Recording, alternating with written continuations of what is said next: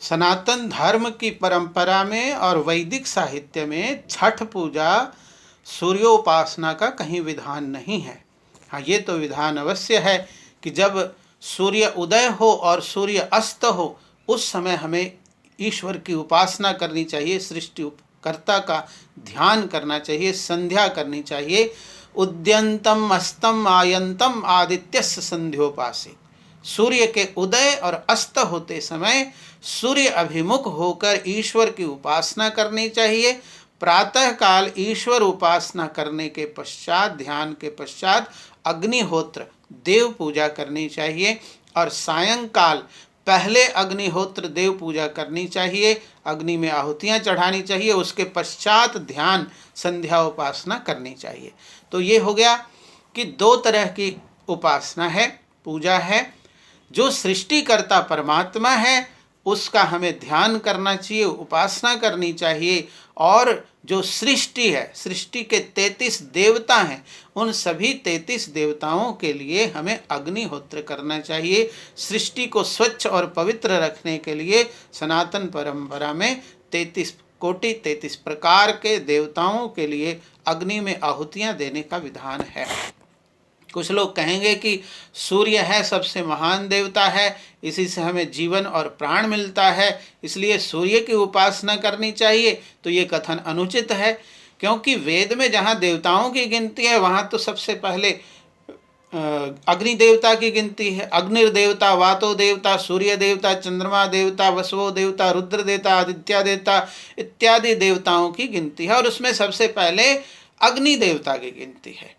और अग्नि देवता की गिनती इसलिए है क्योंकि अग्नि में ही आहुतियाँ चढ़ाई जाती हैं। अन्य जितने भी 33 देवता हैं उन 33 देवताओं के को भोग और प्रसाद चढ़ाने का माध्यम अग्नि है। अग्निर्वै देवानां मुखम, इसलिए अग्नि में आहुति चढ़ाना ही देवताओं की पूजा का साधन है, माध्यम है। और जो आहुतियाँ, जो भोग प्रसाद हम अग्नि में नहीं चढ़ाते वो ब्रह्मांड के देवताओं को नहीं पहुँचता है, उसका करना ही व्यर्थ है। आप 56 भोग बना लें और कहीं पर रख दें और थोड़ी देर में उठाकर खा लें तो वो पूजा नहीं है। पूजा वो है कि आपके पास जो भी भोग प्रसाद और सात्विक सुगंधित रोगनाशक वस्तुएं हैं उसको पहले अग्नि प्रकट कीजिए और अग्नि प्रकट करके उसमें आहुति चढ़ाइए, तब देवताओं की पूजा होती है। ये वैदिक विधान है।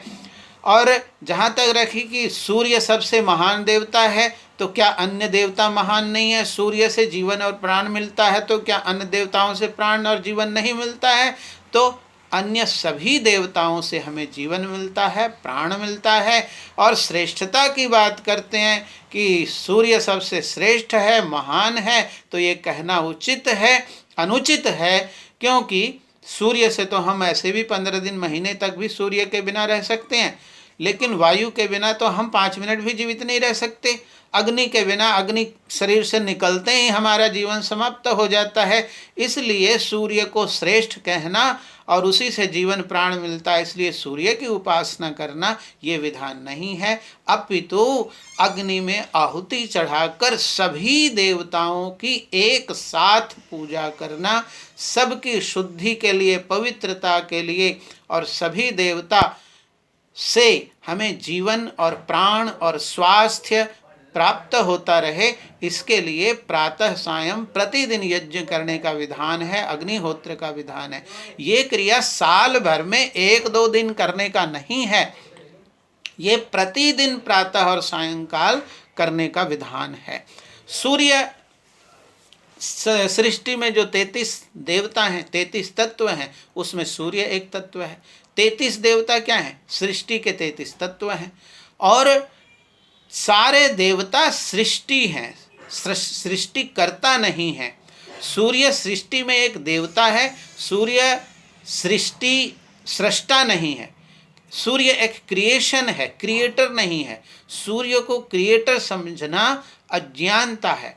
वेद उपनिषद गीता में बताया है कि उपासना सृष्टा की करनी चाहिए, क्रिएटर की करनी चाहिए, जिसने एक नहीं असंख्य सूर्यों को बनाया, असंख्य ब्रह्मांड को बनाया है, असंख्य सौर मंडलों को बनाया है, असंख्य धरतियां जिसने बनाई हैं। हम उस परमात्मा की उपासना करते हैं, न कि एक सूर्य को, मात्र एक सूर्य को। क्योंकि परमात्मा ने सूर्य ही नहीं, सारा सौरमंडल बनाया, ग्रह नक्षत्र बनाए, सारा ब्रह्मांड बनाया है, सारे वृक्ष वनस्पति जीव जंतु सब कुछ बनाए हैं। तो हमें किसी एक तत्व की उपासना करना गलत बताया है। हम उपासना क्रिएटर की करते हैं, जो सबको क्रिएट करता है, सबको बनाता है, चलाता है। हम उस सच्चिदानंद ब्रह्म की, ईश्वर की उपासना करते हैं। और सृष्टि के जो 33 तत्व हैं, इन 33 देवता जिनको कहते हैं, ये 33 देवताओं के लिए अग्नि में आहुतियाँ चढ़ाई जाती हैं। सूर्य, चंद्र, ग्रह, नक्षत्र, ये सब सृष्टि ईश्वर के बनाए हुए तत्व हैं। और गीता में और उपनिषद में तो स्पष्ट रूप से कहा है, भीषाद अस्माद एषवात पवते भीषोदेति सूर्य भीषाद इंद्रश्च वायुश्च मृत्युर्धावति पंचमी। ये जितने लोक लोकांतर हैं, सूर्य चांद आदि हैं, ग्रह नक्षत्र, ये परमात्मा के भय से सूर्य उदय होता है, तपता है, हवा बहती है, और यमराज भी ईश्वर के नियम से, भय से ही दौड़ता फिरता है। यानी ये सारी सृष्टि ईश्वर की बनाई है, ईश्वर के नियम से ये सारे ग्रह नक्षत्र कार्य करते हैं। इसलिए किसी ग्रह नक्षत्र की पूजा करना, ईश्वर की उपासना को छोड़ देना और सबसे महान मानना, ये हमारे धर्मशास्त्र के विरुद्ध है, बुद्धि के विरुद्ध है। इसलिए हमें सूर्य और चांद से नहीं डरना। गीता क्या कहती है, उपनिषद क्या कहते हैं कि जिस परमात्मा के भय से ये सारे ग्रह नक्षत्र गतिशील हैं, क्रियाशील हैं, हमें उस ब्रह्म से डरना चाहिए, उसके नियमों में चलना चाहिए, उसकी उपासना ध्यान करना चाहिए, न कि उनके बनाए सृष्टि के तत्वों से हमें डरना चाहिए। और तत्वों से डरते रहेंगे तो सारा जीवन डरते ही व्यतीत हो जाएगा। इसलिए सृष्टा से डरो, उसके नियम पर चलो, उसकी उपासना करो, तब आनंद होगा, तब मुक्ति मिलेगी। मुक्ति देना, आनंद देना परमात्मा का गुण है, परमात्मा का सामर्थ्य है, किसी देवी देवता का सामर्थ्य नहीं है। ये देवी देवता तो परमात्मा हम सब जीवों की सेवा के लिए बनाए हैं। तो हम इन देवी देवताओं से सेवाएं लें, कर्म करें। अब सूर्य है, सूर्य का सेवन करें, सर्दी के दिनों में सूर्य का सेवन करें, सूर्य के सामने बैठकर ध्यान करें, उपासना करें, और सूर्य स्नान करें। और सूर्य की पूजा तो अभी जो गगनयान और आदित्ययान जो भेज रहे हैं हमारे वैज्ञानिक, वो सूर्य के गुणों का अध्ययन करेंगे और अधिक से अधिक उपयोग लेंगे। तो सृष्टि के तत्वों का, 33 देवताओं का उपयोग लेना, उसका अध्ययन करना, गुणों को जानना, ये सच्ची उपासना और पूजा है उनकी। अन्यथा तो उपासना ध्यान केवल ईश्वर की ही होती है। हमें उस ब्रह्म से डरना चाहिए, उस सृष्टा की उपेक्षा करके, सृष्टा को छोड़कर सृष्टि की पूजा करना महा अज्ञान है, ईश्वर का अपमान है, मानव जीवन की असफलता है, पूजा पाठ में समय का नाश है। यदि हम ईश्वर को छोड़कर किसी भी देवी देवता को ही सब कुछ सबसे बड़ा मानकर उपासना करते हैं, तो हम प्रतिदिन ईश्वर की उपासना करें। ये जो छठ पूजा है, ये किसी पुराण, ब्रह्मवैवर्त पुराण या नारद पुराण या आजकल और एक नई पुराण की रचना कर दी गई है। हमने तो सुना था 18 पुराण होते हैं, लेकिन अब 18 उप पुराण भी बन गए, अब उसमें से एक सूर्य पुराण बन गए। इस तरह से नए नए पुराणों की साहित्य की रचना करके और समाज में नए नए पूजा पाठ पैदा करके, जहाँ व्यक्ति ईश्वर की उपासना से विमुख हो करके अलग अलग तत्वों की पूजा पाठ करने लग गया है, तो चलो भाई आप स्वतंत्र हैं, जो मर्जी करो। लेकिन सबसे बड़ी हानि क्या है कि हानि हमारी एकता का नाश है।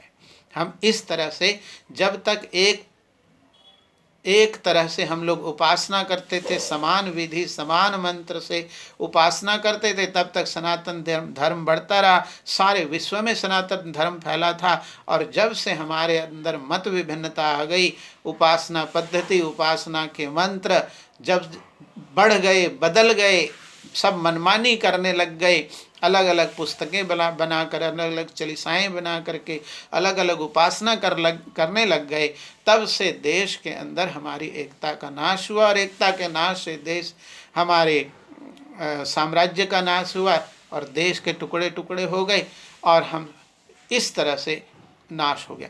तो कहेंगे कि जिसको जो मर्जी करे, लेकिन मर्जी करेगा तो देश और समाज में एकता नहीं हो सकेगी। इसलिए जैसी हमारी सनातन परंपरा है, हमारे पूर्वज करते थे, वैसे ही ईश्वर की उपासना करें। और ईश्वर की उपासना और अग्निहोत्र, अग्नि में आहुतियाँ जब चढ़ाते हैं तो कोई देवता उसमें बचता नहीं है। सबकी उपासना, सबकी पूजा उसके अंदर, अग्निहोत्र के अंदर सभी जड़ देवताओं की, पूरी सृष्टि के तत्वों की पूजा हो जाती है, सबको भोग प्रसाद पहुँच जाते हैं।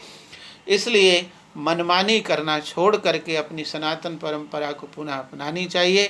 ये जो आजकल के प्रचार के माध्यम हैं, जैसे गणेश पूजा सब जगह फैल गई है महाराष्ट्र से, वैसे ही करवा चौथ है, ये उत्तर भारत से पूरे भारत में फैलता जा रहा है। और उसी तरह से बिहार से अब पूरे भारत के और विदेश में भी ये छठ पूजा का पर्व भी फैलता जा रहा है। लेकिन लोगों को ये जानना और खोजना चाहिए कि वास्तव में हमारी सनातन परंपरा क्या है और हमें क्या करना चाहिए। क्या ये जो छठ पूजा है, सूर्योपासना है, ये क्या सनातन वैदिक परंपरा है या नवीन है? तो मैं बता दूं कि ये सनातन वैदिक परंपरा नहीं है। पुराणों की रचना के पश्चात ये सब विधि विधान नए नए चल रहे हैं और अब ये और बढ़ते ही जा रहे हैं। तो हम अपनी आध्यात्मिक उन्नति, परलोक को सुधारने के लिए, मोक्ष और आनंद की प्राप्ति के लिए, पूजा पाठ को सार्थक सफल करने के लिए, समाज में एकता लाने के लिए हमें ईश्वर की उपासना और देव पूजा अपनी रामायण, महाभारत, गीता और वेद शास्त्र, ब्राह्मण ग्रंथों में जो विधान किया और हमारे सब पूर्वज करते थे, हम उस ओर आएं, वो करें, अपनी मनमानी नहीं करें, जिससे समाज में मत विभिन्नता बढ़ता जाए। धन्यवाद। खूब प्रचार करें इसका, सबको साझा करें।